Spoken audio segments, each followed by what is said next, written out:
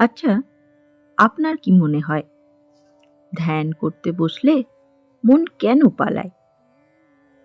আর ঠাকুর শ্রী রামকৃষ্ণদেব কেন বলেছিলেন ধ্যান করবে মনে, বনে, কোণে?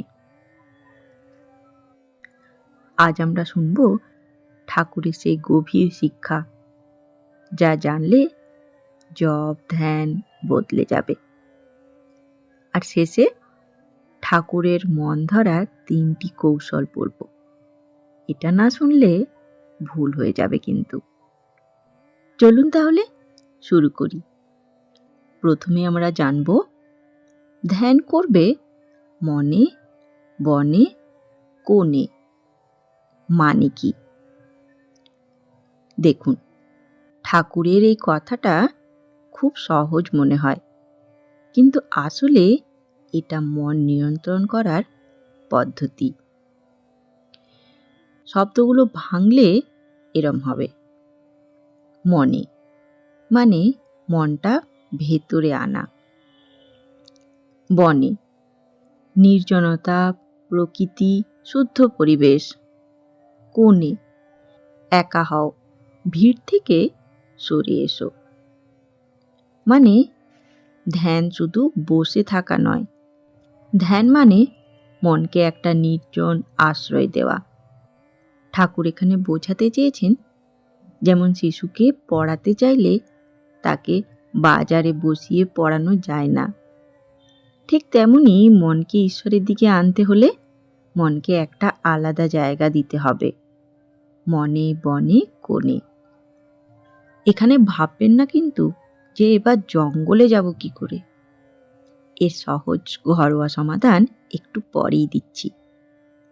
তার আগে আমরা জেনে নিই মনকে কেন বললেই মানে না। এখানে আমাদের ভুল হয়। আমরা মনে করি মনকে বললেই মন শান্ত হবে, কিন্তু মন একটা জীবন্ত জিনিস। ঠাকুর বলতেন মন একটা বাঁদরের মতো, কখনো এইদিকে কখনো ওদিকে। আর যদি মনকে শুধু ধমক দিই, মন আরও বিক্ষিপ্ত হয়ে যায়।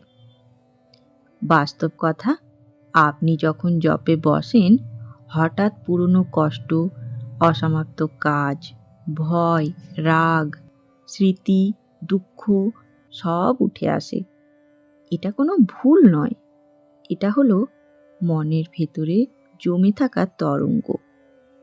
এখন বলবো, জপ করতে বসে খারাপ চিন্তা আসলে সেটা পাপ নয়। তাহলে সেটা কি? ঠাকুর কি বলতেন? এখানে ঠাকুরের শিক্ষা অসাধারণ।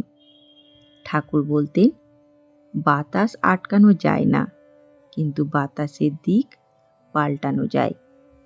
মনকে আটকাতে যাবে না, বরং মনকে দিক দেখান। 3টে একদম প্র্যাকটিক্যাল কৌশল। ভাব আসলেও জপ চলবে। নাম স্মরণে নিজেকে ভিজিয়ে দিন। নাম হলো ডুব দেওয়ার জলের মতো, আগুন নিভে যায়। মা দেখছেন, ঠাকুর শুনছেন, এটা মনকে শান্ত করে। এবার চলুন শুনি শ্রী শ্রী মা সারদা দেবীর একটি বাণী। এটা শুনলে আপনার ভয় চলে যাবে। শ্রী শ্রী মা ছিলেন মায়েদের মা। ভক্তদের মন খারাপ হলে তিনি একটাই কথা বারবার বলতেন, মাকে ডাকো, সব হবে। শ্রীমা শিক্ষা ছিল বেশি জটিলতা নয়, সোজা ভক্তি, শান্ত সহ্য, নিয়মিত নাম।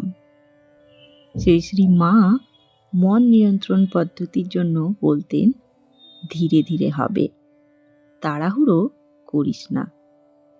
অর্থাৎ ধ্যান জপ মানে আজই সমাধি নয়, ধীরে ধীরে মন শুদ্ধ হবে। এবার চলুন শুনি বনে, কোণে মানে কি সত্যি বনে যেতে হবে? চলুন জানি। অনেকে মনে করেন আমি তো সংসারী, আমি কি করে বনে কোণে যাব। ঠাকুর কিন্তু সংসারীদেরই শিক্ষা দিয়েছেন। বনে কোণে মানে 3টে কাজ একটা ছোট্ট নির্দিষ্ট জায়গায়। বাড়ির এক কোণ যেখানে প্রতিদিন বসবেন, একই সময়, সকালে বা রাতে, স্থির সময়, একই নিয়ম। এই জায়গায় শুধু নাম ধ্যান, অন্য কিচ্ছু না। এটা হলো আপনার ঘরের ভেতরের বনের কোণ। ঠাকুর বলতেন, মন যেখানে টান পায় সেখানেই যায়। তাই একটা কোণকে বারবার ভগবানের স্থান বানালে মন নিজের থেকেই সেখানে টান পাবে। চলুন এবারে আমরা জানব ধ্যান করতে গেলে সবচেয়ে বড় ভুল কোনটা হয়, যেটা আমরা প্রায় 90% মানুষ জানি না। আমরা ধ্যানে বসি একটা লোভ নিয়ে, কখন সাধনা হবে, কখন শান্তি পাব, কখন দেবতা দেখা দেবেন। এটাই ধ্যান নষ্ট করে দেয়। ঠাকুর বলেছিলেন, ভক্তি করো প্রেম দিয়ে, ব্যবসা করে নয়। যখন ফল চেয়ে বসবেন মন অস্থির হবে।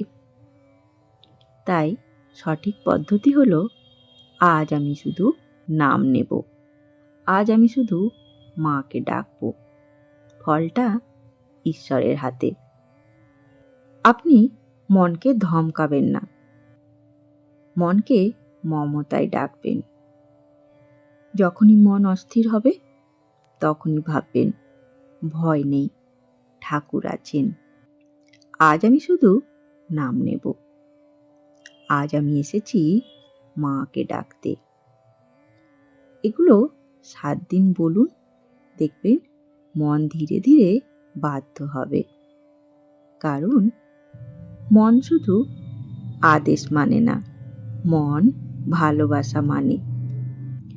ঠাকুর বলেছিলেন, জপ করো, মন এমনিতেই স্থির হবে। ধ্যান করতে হয় না, ধ্যান হয়ে যায়। আর শুরুটা হয় জপ দিয়ে। মন্ত্র নাম যদি নিয়মিত চলে, মন ধীরে ধীরে ভগবানের দিকে গলে যায়। ঠাকুর বুঝিয়েছিলেন, আগুনে বারবার লোহা গরম করলে লোহাও আগুনের মতো হয়ে যায়। ঠিক তেমনি নাম করতে করতে মনও নামের মতো হয়ে যায়। তাহলে সবশেষে বুঝতে পারলাম ঠাকুরের সেই কথা, ধ্যান করবে মনে বনে কোণে। মানে শুধু জায়গা নয়, মনকে ভেতরে আনা, নির্জনতা তৈরি করা, একটি কোণকে ঈশ্বরের আশ্রয় বানানো। আপনি যদি আজ থেকে প্রতিদিন মাত্র 10 মিনিট একই কোণে বসে শুধু নাম বলেন, দেখবেন মন পালাবে না। মন নিজেই বলবে, মা আমি এসেছি। ধন্যবাদ। জয় ঠাকুর, জয় মা, জয় স্বামীজি।